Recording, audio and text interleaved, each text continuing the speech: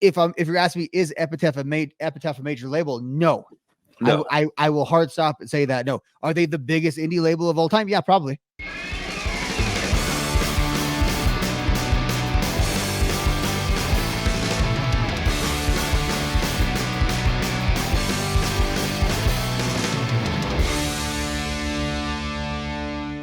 Is Epitaph Records, is it the major label for the underground?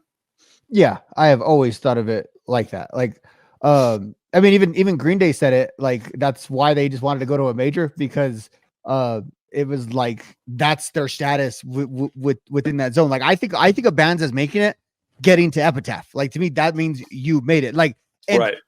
now, if you're asking me, is Epitaph a major label? No. No. I will hard stop and say that no. Are they the biggest indie label of all time? Yeah, probably.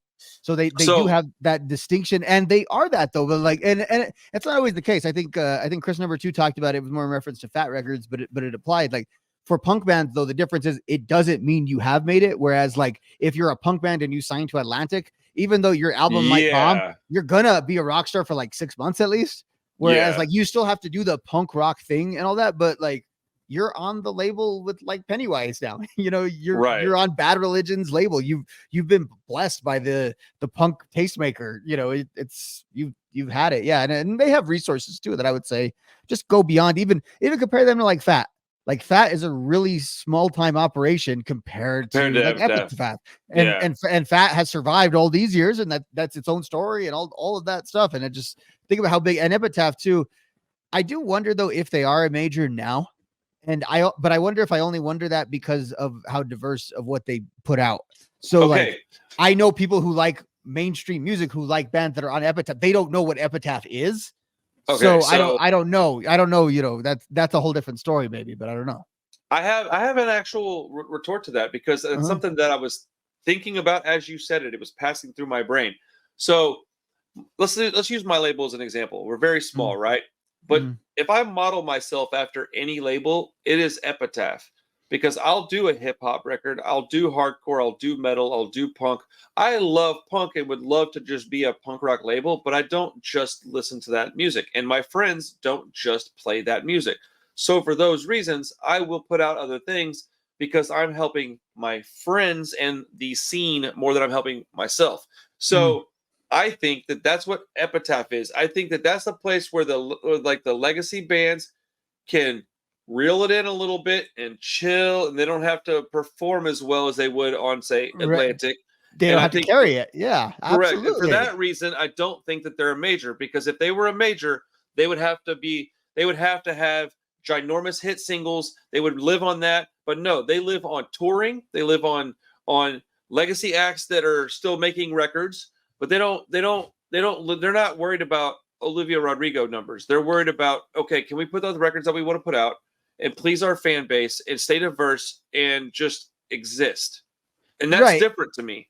No, and it is, because think about a lot of the bands that you and I like, and I like Bad Religion tours and stuff, but a lot of like NoFX and a lot of these guys, they kind of just play festivals mostly nowadays. They will tour here and there, but they're able to do that, but still will be fully supported by an Epitaph Records. But again, the relationship with those bands still seems to be very punk rock in that way of not necessarily a handshake deal, but kind of the independence, the true independence in I think in that way. And so I think you can have your relationships can be kind of different, but it's like, but as you were saying, like, think about the clout that like a Rancid brings or a Bad Religion or Pennywise. Any of those ones were to sign to a major label will be trying to milk the hell out of those bands to get you and I to buy their stuff. And Epitaph just lets them be, as you were saying. Like, I never thought of that. That's true.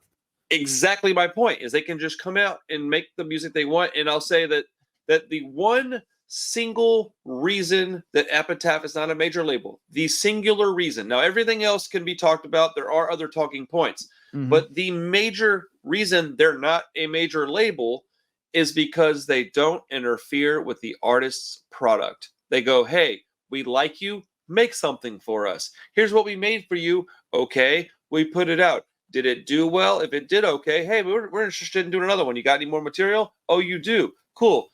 What is it? Oh, that's what it is? Cool. We'll put it out. Not, I don't know, man. I think you need to cut 2 of those songs. Actually, I need you to add 3, and we need one of those to be a single, and it has got to chart. Well, why? we just put 200 grand into a video for you that's nobody's going to give a shit about in 2 weeks. So we need to recoup that cost somehow.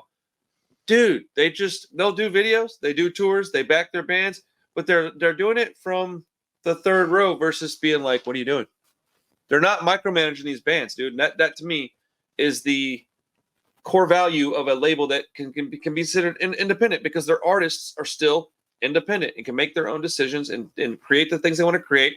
And I think that is something that we don't have very much. Fat does, but it's not as eclectic as Epitaph. No, and that's the thing about it. Like Fat is very like sustainable, I think, on its own, and is a very That's the more punk rock label, though. But it's more purely punk rock. Yeah, it is. That's what I meant. There's no like, it's funny because some people get like critical of Fat because like, oh, are they pop punk labeled now? It's not like, pretty much they are way more of, they still carry more of the legacy, I think, of like the time period that you and I would talk about versus what Epitaph is now. But I would say here's what's funny about that, though. I think like to the newer acts, I think the cachet for them being on Epitaph isn't necessarily that they're on Epitaph, but there's a certain amount of reach. Like all the like new music I know, a lot of it is like bands that are signed to Epitaph, or some of like the emo rappers I know and that kind of stuff that I'm not a fan of, but I've watched their video. I found it because I follow the Epitaph social media accounts. I've seen them on YouTube, so I catch that stuff. So I'm being exploited not for my nostalgia the way I necessarily would be with the mainstream. My nostalgia is being exploited to at least see something new and be, you know, and at least have like I'm not really into that stuff, but get a literacy in that stuff. And the Epitaph versions are always more accessible to me. Like if it's a genre of music I don't really like, but they're on Epitaph, I don't know if it's just because I trust Brett or what it is, but I tend to like that interpretation of it. No, I absolutely trust Brett, and I think that Epitaph bands that sign to Epitaph are smart because they're like, hey, look, we've already got our TikTok audience and our Instagram audience, but what we need is our Facebook audience, and we need our don't do social media audience. And the only way you can get to that is if you're on a label like Hellcat, because that's who that is. They're the people that don't care about TikTok. They're in their 40s or 50s. Mm-hmm. They were into punk in the 80s and 90s, and they still like it, and they still follow Epitaph on maybe Facebook, or if not that, they just like Google it and look up the new releases, because I went and looked at their entire catalog, and it was mind-blowing, the bands that I had no idea were on Epitaph. Mm-hmm. So because they've even become the haven for a lot of our bands too. Like a lot of our bands, when they crash and burn on the majors, they weren't like skate punk bands, but you have like bands like Alkaline Trio, I want to say Newfound Glory. A lot of them, when they're on the way down, before they reestablish themselves as like legacy acts, they kind of like hang out at Epitaph in like almost like a rehab set, getting back. And then those bands tend to go like independent. Like I look at like Newfound Glory now, and I think they're on Hopeless, I think now, but I view them as kind of like their own. So weird. They're their own entity though now, but I think Epitaph kind of helped them like almost ease back. Alkaline Trio too. Like Alkaline Trio almost doesn't need labels, and that's what I mean with those kind of bands. But they went to Epitaph after and they never really got dropped, but after like, you know, the Vagrant thing and all that, they went to Epitaph before they became like what they are now. And I think it's just really interesting that they were the pre of a lot of bands, but they're also the post of a lot of these bands. And I think it's, again, because if you're in that scene, if you're a Matt Skiba, if you're Jordan Pundik, any of those guys, it's like, who can you trust? And it's Epitaph. Right. Well, that's the thing. And I think dude, Newfound Glory being on like a label as small as Hopeless is fucking weird. That is, I mean, it's just the sign of the times, bro, because that they can still reach their audience. They don't have to be I think if we were like more a hardcore podcast, we could apply a lot of what we're saying right now to Hopeless. Hopeless fits a lot of those parameters on a smaller scale of like a label that's still around and putting out like new stuff and all that. I haven't kept up with Hopeless, but I think I should go back and revisit some of their catalog. I think, because I do think we should do some more episodes on other small, independent, important labels. Yeah. Like think about all the labels that we grew up listening to, especially in the 90s. There was like 10 that were just solid. Everything they put out was good. It may not be your favorite, but it was good. I can't picture a kid today having a shirt of a label. Like I had an Epitaph shirt.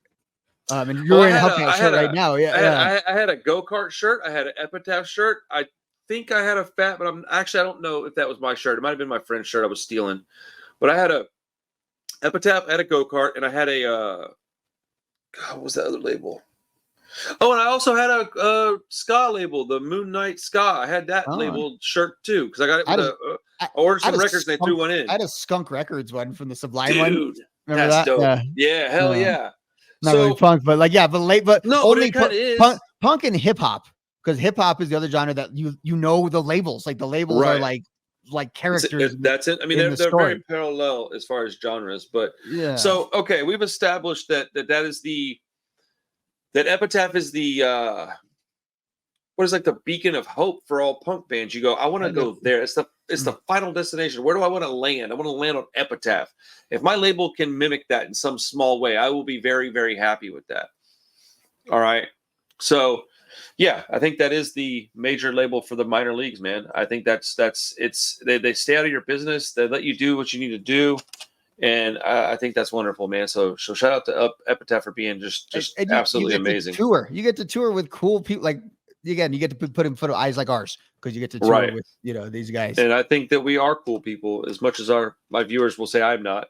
Bro, if you read some of my goodness, dude, I've been getting roasted lately.